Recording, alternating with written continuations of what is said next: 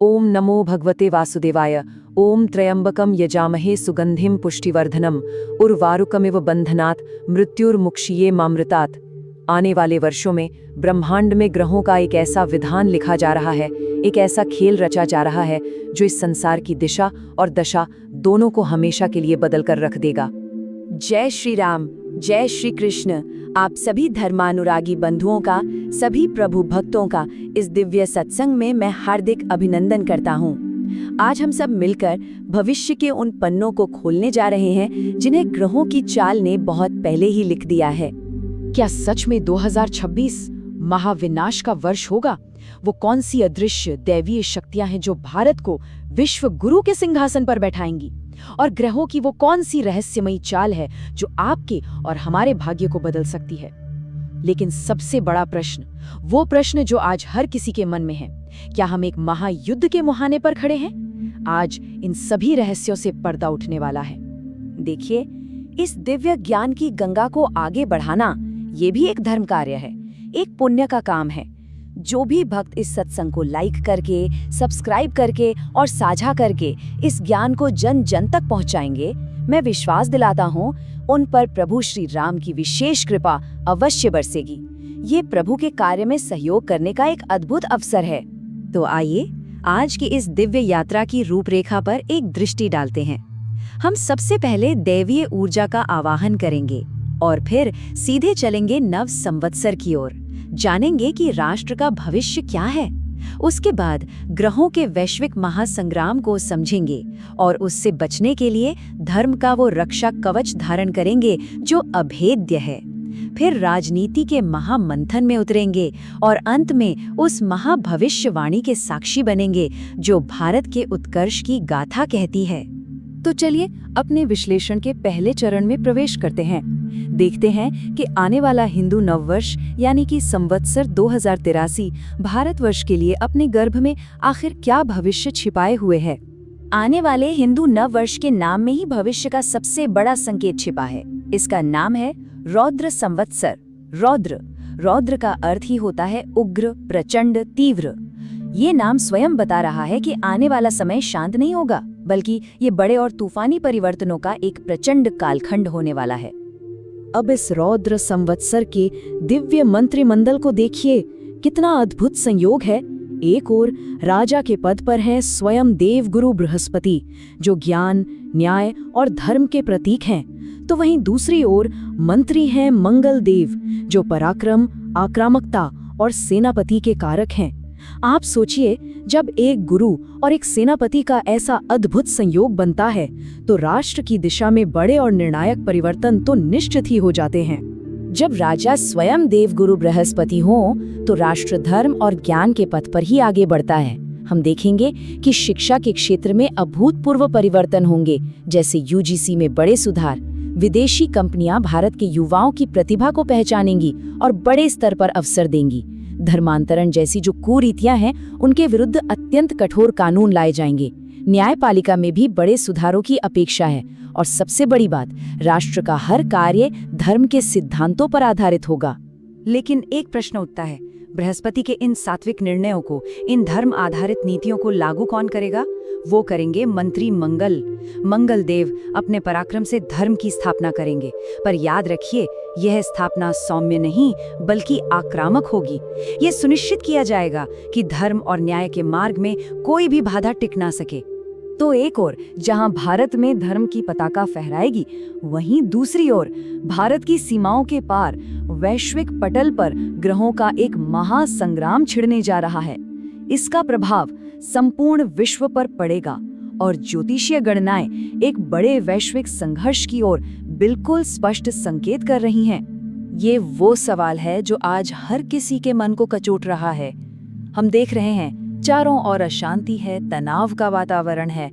तो क्या ज्योतिष शास्त्र के अनुसार विश्व सच में एक महायुद्ध की ओर बढ़ रहा है? आइए इस गूढ़ रहस्य से पर्दा उठाते हैं। इस वैश्विक उथल पुथल के पीछे एक बहुत बड़ा ज्योतिषीय कारण है, जिसे कहते हैं गुरु अतिचारी। इसे बहुत ध्यान से समझिए। इसका अर्थ है देव गुरु बृहस्पति का अपनी सामान्य गति से बहुत ही तेज चलना। अब आप कल्पना कीजिए, जो पूरी पृथ्वी के संरक्षक हैं, जो देवगुरु हैं, जब वो स्वयं ही इतनी तीव्र गति में हों तो उनका ध्यान पृथ्वी के मामलों से, यहाँ के जीवों से हट जाता है। और जब संरक्षक की दृष्टि हटती है तो संसार में हाहाकार मचना स्वाभाविक है। इस एक वाक्य को अपने हृदय में अंकित कर लीजिए। जब जब देवगुरु अपनी गति बदलते हैं, जब जब वो अतिचारी होते हैं, तब तब पृथ्वी पर जीवों को भारी कष्ट होता है, अराजकता फैलती है और सर्वत्र हाहाकार मचता है। ये कोई कोरी कल्पना नहीं है। हमने कोविड के समय भी गुरु को अतिचारी होते हुए ही देखा था। देखिए, ये कोई आकस्मिक घटना नहीं होगी। ग्रहों ने इसकी पूरी पटकथा लिख दी है। ये एक कॉस्मिक काउंटडाउन है। पहला संकेत, हर 30 साल में शनि देव अपनी परिक्रमा पूरी करके मेष राशि में आते हैं, जो एक तरह का ग्लोबल रीसेट होता है। ये होगा 2029-2030 में, और यहीं से वैश्विक संघर्ष के पहले संकेत मिलने शुरू हो जाएंगे। दूसरा और भी गंभीर संकेत, इसी दौरान शनि का गोचर रोहिणी नक्षत्र से होगा। इतिहास को याद कीजिए, महाभारत के महाविनाशक युद्ध के समय भी शनि रोहिणी नक्षत्र में ही थे। ये योग भीषण पीड़ा और विनाश का कारक बनता है। और अंतिम प्रहार, बात यहीं खत्म नहीं होती। वर्ष 2032 में एक ही साल में 5 ग्रहण लगेंगे।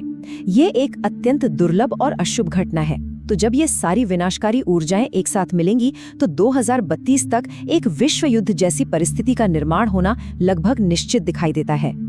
मैं जानता हूँ, ऐसी विनाशकारी भविष्यवाणियां सुनकर मन में भय उत्पन्न होना स्वाभाविक है, लेकिन भयभीत होने की आवश्यकता नहीं है, क्योंकि जहाँ विष है वहीं हमारे सनातन धर्म में अमृत भी है। तो आइए अब जानते हैं कि इस कठिन समय में हमें धर्म का रक्षा कवच कैसे मिलेगा, और वो कौन से अचूक उपाय हैं जो हर संकट में हमारी सुरक्षा करेंगे। सभी उपायों में जो श्रेष्ठ है, सभी शस्त्रों से जो बड़ा शस्त्र है, वो है भक्ति।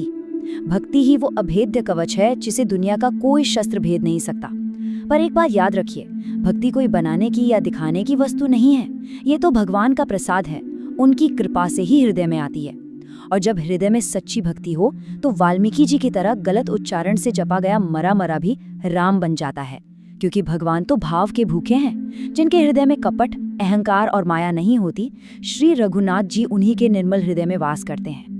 मंत्र जाप में भी विधि का ध्यान रखना बहुत आवश्यक है। देवादिदेव महादेव का पंचाक्षरी मंत्र नमः शिवाय सभी गृहस्थों के लिए, सभी आम जनों के लिए एक अत्यंत शक्तिशाली और सुरक्षित मंत्र है। वहीं जो ओम नमः शिवाय मंत्र है वो षडाक्षरी मंत्र है।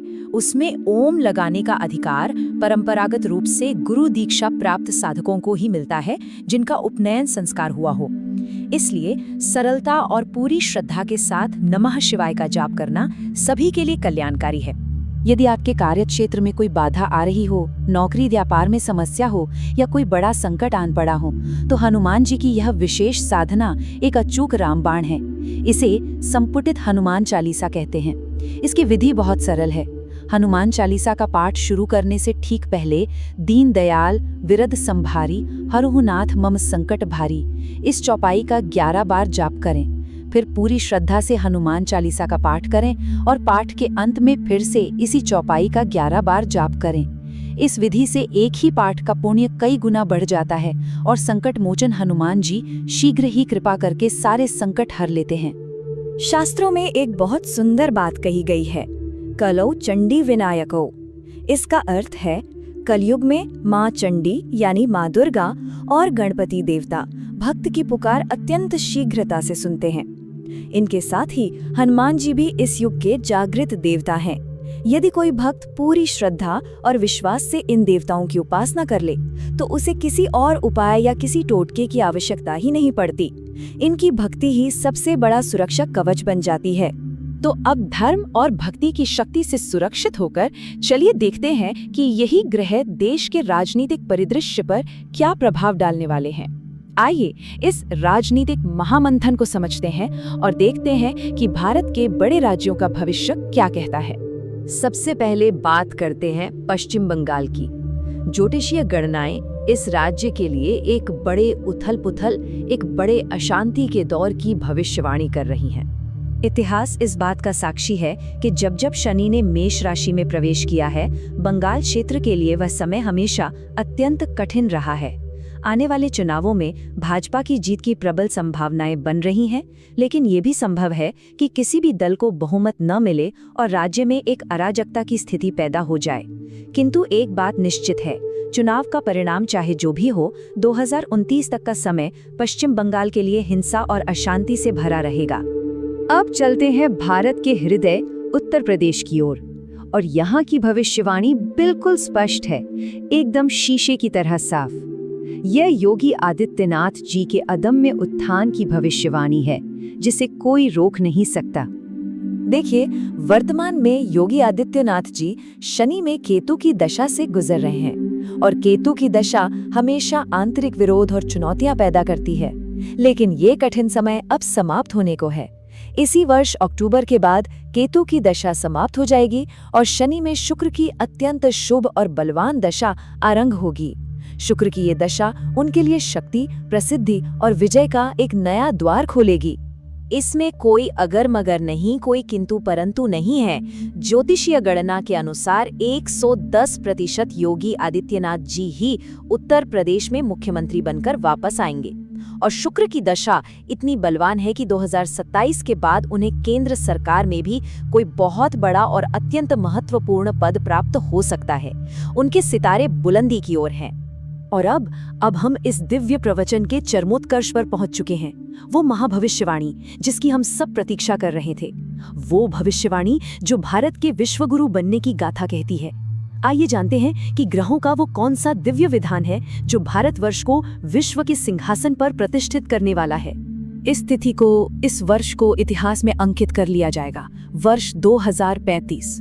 ये वो वर्ष है जब एक नई विश्व व्यवस्था की नींव रखी जाएगी, और उस व्यवस्था का नेतृत्व भारत करेगा। लेकिन ये होगा कैसे, इसका ज्योतिषीय आधार समझिए। 2032 के बाद भारत की कुंडली में राहु की महाशक्तिशाली महादशा शुरू होगी, और लगभग उसी समय 2035 के आसपास गुरु अतिचारी का अगला चक्र भी शुरू हो जाएगा। यह दिव्य संयोग अमेरिका और चीन जैसी विश्व शक्तियों के लिए एक निश्चित आर्थिक पतन लेकर आएगा। उनका पतन तय है, और जब विश्व की बड़ी शक्तियां ढलान पर होंगी, तब भारत का सूर्योदय होगा। राहु की महादशा भारत में एक अभूतपूर्व तकनीकी और धार्मिक क्रांति लाएगी, और भारत विश्वगुरु बनने के अपने पथ पर अडिग होकर आगे बढ़ेगा। ये सब ग्रहों का दिव्य विधान है, ये होकर रहेगा, इसे कोई नहीं टाल सकता। लेकिन इस महान यज्ञ में, इस दिव्य योजना में एक व्यक्ति का, एक भक्त का कर्म क्या है, हमारी और आपकी भूमिका क्या है, ये प्रश्न आज हर किसी को स्वयं से पूछना चाहिए। इस दिव्य विधान में हमारा कर्म है धर्म के पथ पर चलना और इस ज्ञान की ज्योति को अधिक से अधिक फैलाना।